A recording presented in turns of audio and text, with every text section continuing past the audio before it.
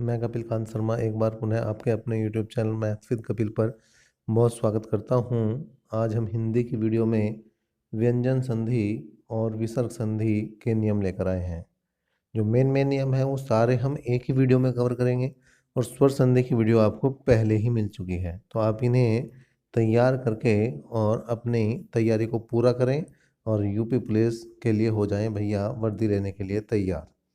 व्यंजन संधि की बात है तो व्यंजन संधि की जो बात है, अगर इसके लिए देखा जाए तो व्यंजन के वर्ग के बाद जब किसी व्यंजन या स्वर का आगमन हो, चाहे तो व्यंजन का आगमन हो या स्वर का आगमन होने पर जो विकार उत्पन्न होता है वहाँ व्यंजन संधि होती है। मतलब शुरू में व्यंजन होना चाहिए, बाद में स्वर भी हो सकता है या व्यंजन भी हो सकता है, ठीक है ना। तो यदि संधि वाले वर्णों में पहला व्यंजन है तो दूसरा चाहे स्वर अथवा व्यंजन हो तो क्या कहलाती है? व्यंजन संधि कहलाती है। जब तय वर्ग के बाद तय वर्ग कौन सा है भाई? तय थे दै है, च वर्ग आए, तय के बाद च आए तो वो किस में बदल जाएगा? बाद वाले में बदल जाएगा, च वर्ग में बदल जाता है। और अगर छोटा से आ रहा तो वह हो जाता है भैया बड़ा से। देखो सत, इसमें यहाँ पे हलंत है, इनमें सत प्लस जन में सज्जन हो जाएगा, उत प्लस चारण में उच्चारण हो जाएगा, उत प्लस छिन्न का उच्छिन्न हो जाएगा और कस प्लस चित का कश्चित हो जाएगा। नेक्स्ट देखते हैं भाई, विशद प्लस जाल का विशद जाल हो जाएगा। दूसरा नियम जो है, यदि तय के बाद ट आए, तय के बाद ट आए तो ट वर्ग में बदल जाता है। जैसे सत टीका, ये लास्ट वाला वर्ड है, इसमें जैसे सत है तो यहाँ पर हंत है आपका, ठीक है ना। सत प्लस टीका का हो जाएगा भैया सट्टी का। यदि तय वर्ग के पश्चात ल आए तो तय का ल हो जाता है और तय के बाद है आए तो धद हो जाता है। जैसे तत् प्लस लीन तल्लीन, उत प्लस लेख उल्लेख, उत प्लस लास उल्लास। तो तय का क्या हो रहा भैया? ल। देखिए तय भी ल में चलेगा, लेकिन एक खास बात और है कि आधा आधा जाता है। जितने भी व्यंजन संधि है हमारी, नियम जितने भी हैं उनमें मोस्टली 99% वर्ड हो जाते हैं संधि के साथ आधे। उत प्लस यहाँ पे भी हलंत है, उत प्लस हत का होगा उद्धत, उत प्लस हार का हो जाएगा उधार, उत प्लस अरण का उदाहरण हो जाएगा। नेक्स्ट नियम की तरफ बढ़ते हैं।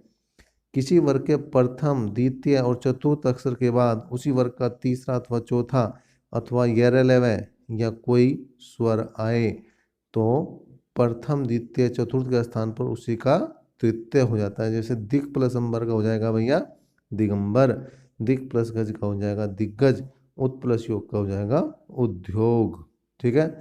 नेक्स्ट नियम की तरफ बढ़ते हैं। नियम नंबर हमारा होगा 5। यदि मैं के पश्चात कै से मैं तक कोई भी वर्ण या यरलवय से तीनों शय में से और है हो तो मैं के स्थान पर अनुस्वर, अनुस्वर ये होता है अनुस्वर और ये कहलाता है भैया विसर्ग। तो अनुस्वर आ जाएगा। अनुस्वर क्या कहा के स्थान पर अनुस्वर या उसी वर्ग का पांचवा अक्षर हो जाता है। यदि मैं के स्थान पर कोई स्वर हो तो कोई परिवर्तन नहीं होता। जैसे सम प्लस कलन का हो जाएगा समकलन, सम प्लस यम का हो जाएगा संयम, सम प्लस वाद का संवाद, सम प्लस तोष का संतोष, सम प्लस आहार का समाहार, सम प्लस आहार समाहार, सम प्लस सार का हो जाएगा भैया संसार। तो ये सारे हैं आपके। नेक्स्ट है पदांत में कैसे मैं वर्ण तक के वर्णों के बाद किसी भी अनुनासिक वर्ण, अनुनासिक वर्ण जो लास्ट के पंचमाक्षर है उनकी बात है कि आने पर पहले वर्ण के स्थान पर उसी वर्ग का पांचवा अथवा तीसरा हो जाता है। जैसे दिक प्लस नाथ का दिगन्नाथ, ठीक है जी, और जगत प्लस नाथ का जगन्नाथ, दोनों सही हैं। देखते हैं जैसे स प्लस च का अगर मेल हो जाए तो स और अदश्य और च हो जाएगा। जैसे दुष्ट प्लस चरित का दुष्चरित हो जाएगा स, और ट का मेल हो जाए तो सैसठ कोण वाला श आधा और ट, दुष्ट प्लस ट का दुष्ट हो गया। और इसी तरह से अगर छोटी ई का से तो 66 कोण वाला श हो जाता है, वी प्लस सम का विषम हो जाएगा।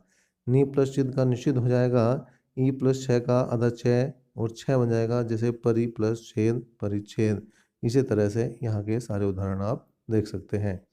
नेक्स्ट देखिए, ये है आपकी विसर्ग संधि। विसर्ग संधि है भैया व्यंजन के बाद विसर्ग है संधि। तो क्या है? विसर्ग के स्थान के साथ जब स्वर या व्यंजन का मेल हो तो उसे विसर्ग संधि कहते हैं। मतलब विसर्ग के साथ जब स्वर का मेल हो या व्यंजन का मेल हो तो उसे क्या कहते हैं, विसर्ग संधि। विसर्ग से पूर्व तथा पश्चात भी ए हो तो पहले ए का और विसर्ग के स्थान पर ओ हो जाता है, जैसे यश प्लस अभिलाषा। देखो यश तो ए की ध्वनि आ रही है, ए पहले भी है और अभिलाषा में शुरू में, तो इसका हो गया ओ यशो अभिलाषा। यदि पांचों वर्गों के तीसरे पांचवें चौथे वर्ण हो और यह हो तो भी विसर्ग का ओ हो जाता है। जैसे सारे एग्जाम्पल है, मन प्लस जय का मनोज, व्यय प्लस व्रत का व्यवव्रत, मन प्लस रथ का मनोरथ, तम प्लस गुण का तमोगुण। और इसी तरह से आगे अगर देखें तो मन प्लस नयन का मनोनयन, मन प्लस हर का मनोहर, यश प्लस दा का यशोदा, मन प्लस नीत का मनोनीत, मन प्लस बल का मनोबल, मन प्लस भाव का मनोभाव, रज प्लस गुण का रजोगुण, तप प्लस निष्ठ का तपोनिष्ठ। दूसरे नियम की तरफ बढ़ते हैं भाई। यह है हमारा दूसरा नियम। क्या है, यदि विसर्ग से पूर्व ए या आ के अतिरिक्त अन्य कोई स्वर हो तो उसके पश्चात पांचों वर्गों के तीसरे चौथे पांचवें या वह है या कोई भी स्वर हो तो विसर्ग का क्या हो जाता है, रे हो जाता है। जैसे नी प्लस आशा का निराशा, नी प्लस जल का निर्जल, नी प्लस आधार का निराधार, दू प्लस जन का दुर्जन, नी प्लस धन का निर्धन, नी प्लस झर का निर्झर, दू प्लस बल का दुर्बल, नी प्लस भय का निर्भय, नी प्लस अपराध का निरपराध, आशी प्लस वाद का आशीर्वाद, नी प्लस विकार का निर्विकार, दू प्लस उपयोग का दुरुपयोग। नेक्स्ट नियम की तरफ बढ़ते हैं। नियम नंबर 3 है ये, यदि विसर्ग के पश्चात च छ शय हो तो विसर्ग के स्थान पर बड़ा शय हो जाता है और वो भी आधा हो जाएगा। नी प्लस चल का निश्चल, हरि प्लस चंद्र का हरीश चंद्र, दुष् प्लस चरित का दुष्चरित, तो देखिए सभी में आधा शय हो रहा है। दू प्लस शासन का दुशासन, तो ये हो गया आधा शय। नेक्स्ट देखते हैं। नेक्स्ट नियम है, यदि विसर्ग से पहले ई या ऊ आए और विसर्ग के बाद कैक है पैफ है आए तो विसर्ग के स्थान पर सह कोण वाला शय हो जाता है। नी प्लस काम का निष्काम, नी प्लस फल का निष्फल, दू प्लस कर का दुष्कर, दू प्लस परिणाम का दुष्परिणाम, नी प्लस पक्ष का निष्पक्ष और बही प्लस कार का बहिष्कार। नेक्स्ट नियम की तरफ अगर बढ़ें तो यदि विसर्ग के पश्चात टे ठे और शय हो तो विसर्ग का शय हो जाता है। दू प्लस टय का दुष्ट, न प्लस टय का नष्ट, नी प्लस ठुर का निष्ठुर। यदि विसर्ग से पहले ई या ऊ हो और विसर्ग के बाद स का मेल हो तो विसर्ग का शय हो जाता है, छोटे शय में ही परिवर्तित हो जाएगा। तथा विसर्ग से पहले कोई स्वर हो और उसके बाद तैत है या शय हो तो भी विसर्ग का शय ही हो जाएगा। कैसे, नी प्लस संकोच का निसंकोच, नी प्लस शाह का निशाह, नी प्लस सार का नी प्लस सार का निशार सार, मन प्लस ताप का मनस्ताप, नमः प्लस ते का नमस्ते, दू प्लस तर का दुस्तर, नी प्लस तेज का निस्तेज। नेक्स्ट नियम की तरफ बढ़ते हैं। नेक्स्ट नियम है, यदि विसर्ग से पूर्व और पश्चात ए हो तो पहले ए का ओ हो जाता है तथा दूसरे ए का लोप हो जाता है और उस स्थान पर ए के स्थान पर ये भी ए ही है का चिन्ह बन जाता है, जिसका प्रयोग हम संस्कृत में करते हैं। प्रथम प्लस अध्याय का प्रथमो अध्याय, मन प्लस अनुसार का मनोनुसार, मन प्लस अतीत का मनोअतीत, मन प्लस अभिलाषा का मनोअभिलाषा। नेक्स्ट नियम की तरफ बढ़ते हैं। विसर्ग के पश्चात कै पैप है आए तो विसर्ग का रूप नहीं बदलता, जो का तू रह जाएगा। मतलब रजय प्लस कर्ण का रजकर्ण, अंत प्लस कर्ण का अंतकर्ण, प्रातः प्लस काल का प्रातःकाल, अंत प्लस कथा का अंत कथा।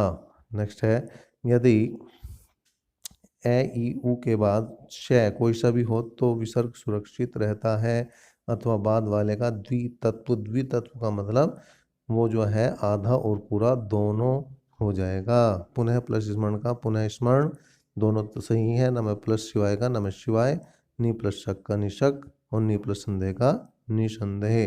तो इस तरह से ये आपकी थी विसर्ग और व्यंजन संधि। तो विसर्ग और व्यंजन संधि को आप करें पूरा। अभी तक के लिए इतना ही। नेक्स्ट वीडियो तक के लिए धन्यवाद।